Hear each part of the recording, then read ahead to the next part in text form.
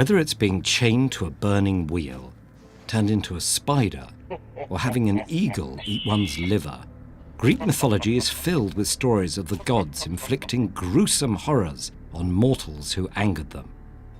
Yet one of their most famous punishments is not remembered for its outrageous cruelty, but for its disturbing familiarity. Sisyphus was the first king of Ephyra, now known as Corinth. Although a clever ruler who made his city prosperous, he was also a devious tyrant who seduced his niece and killed visitors to show off his power.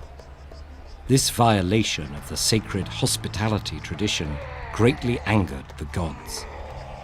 But Sisyphus may still have avoided punishment if it hadn't been for his reckless confidence. The trouble began when Zeus kidnapped the nymph Aegina, carrying her away in the form of a massive eagle. Aegina's father, the river god Sisyphus, pursued their trail to Ephyra, where he encountered Sisyphus. In exchange for the god making a spring inside the city, the king told Sisyphus which way Zeus had taken the girl.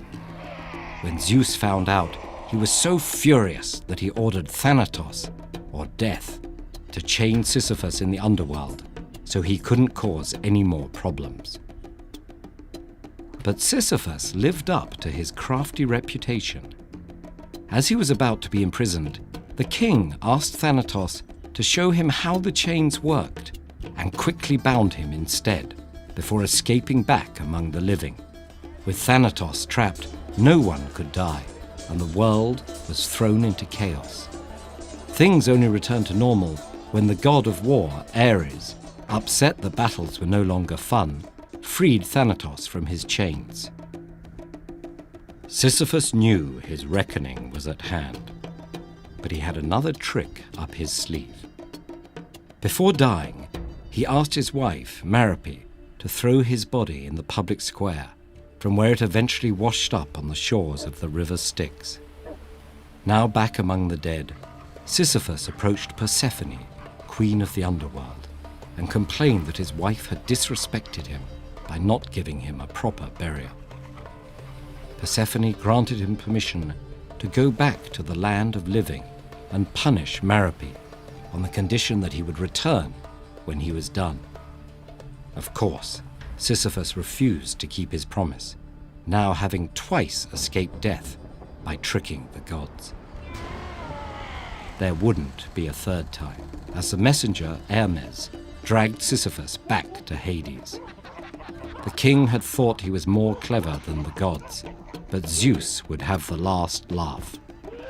Sisyphus's punishment was a straightforward task, rolling a massive boulder up a hill. But just as he approached the top, the rock would roll all the way back down, forcing him to start over, and over, and over, for all eternity. Historians have suggested that the tale of Sisyphus may stem from ancient myths about the rising and setting sun, or other natural cycles. But the vivid image of someone condemned to endlessly repeat a futile task has resonated as an allegory about the human condition. In his classic essay, The Myth of Sisyphus, existentialist philosopher Albert Camus compared the punishment to humanity's futile search for meaning and truth in a meaningless and indifferent universe. Instead of despairing, Camus imagined Sisyphus defiantly meeting his fate as he walks down the hill to begin rolling the rock again. And even if the daily struggles of our lives sometimes seem equally repetitive and absurd, we still give them significance and value by embracing them as our own.